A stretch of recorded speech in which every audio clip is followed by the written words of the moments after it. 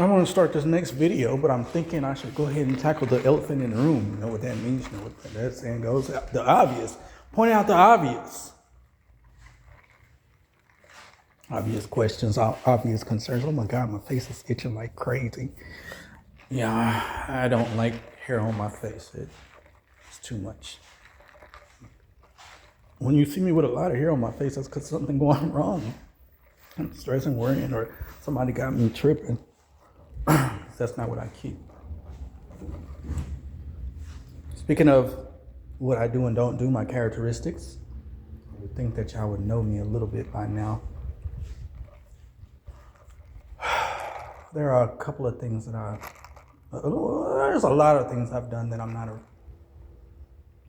ashamed of. A lot of things I've done that I am ashamed of. And it's not so much being ashamed as it is being regretful of those things, about those things. All the women that I've come across, I was supposed to come across them in order for them, or in order for me to get something, to teach, to be taught a lesson, to understand something, to have whatever fun I'm trying to have or whatever. Every last one of them brought a little bit of this and that to the table, regardless whether it was good or bad. I needed them during that time for whatever reason. One thing I got into the other day when I got really irritated, because this is not the type of person I am. Now, I'm a crazy person, but I'm not crazy enough to just go out there and put my pole, as my dad used to say, put my pole in everybody's fishing pond. In other words, I'm not sticking everything that is walking. I'm not putting it in any woman. Oh yeah, you look good. Let me go poke you. I'm not doing all that. That's not my style. I don't know what y'all call it nowadays, because I mean, it was stilo, it was style. I don't know what y'all call it. That's not what I do. It's not what I believe in. It's not how I believe things should go. So I don't stand for that. I stand for peace, love, and harmony, but I don't seem to have none of that in my life. You guys were my anchor. You were the only way I was able to be peaceful and realize love and a whole lot of other stuff. You've grown up now. You turned into teenagers and a young adult. I'm not as close to you guys as I used to be, or as I thought I would be, or whatever. You know, Quinn had a problem too, and nobody understood, and nobody actually discussed that. What they discuss is the abuse that she does with her, the substance abuse, drugs. Yeah, I'm gonna put this on YouTube, so I wasn't supposed to say that, but if they do me, they ban me or whatever, they just do. But anyway, yeah, she has a substance abuse, and everybody want to talk about that, but nobody talks about what went on in her mind. She also was depressed.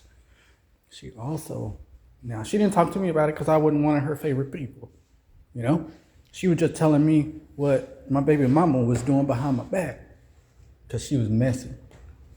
As if I didn't know, and then again, as if I really cared, because I was ready to separate anyway. And as somebody, which is the elephant in the room, and that's what I'm supposed to be going to, that discussion right there, but somebody's sister decided to come this year, whatever, to that house and talk all about me being with their mom while their mom was playing games with me, like it was all my fault.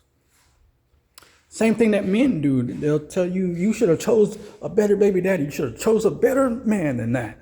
It's your fault. No, it's not their fault.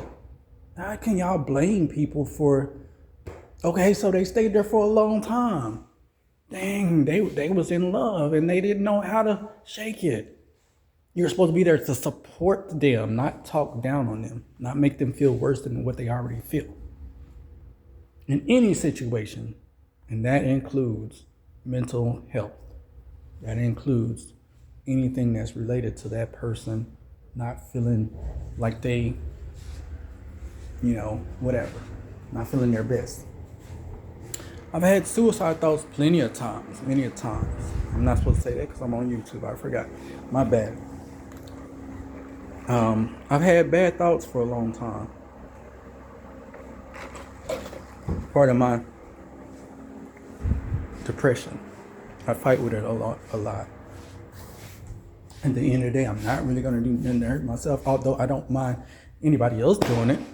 I walk out in front of cars a couple of times, not here lately, but I'm just saying, not caring. It's funny when my daughter does that, just walking out and knowing that they're gonna stop, but no, I be doing it with the intent to go, to leave, not to be here no more. And I can truly say, honestly, I hope y'all not listening to this, especially one person not listening to this and really just, you know what I'm saying, just slow down and listen to it, you know. Truth is gonna come out eventually anyway. Which is what I'm saying. That's why I need to address the elephant in the room, because the truth gonna come out anyway. Anyway,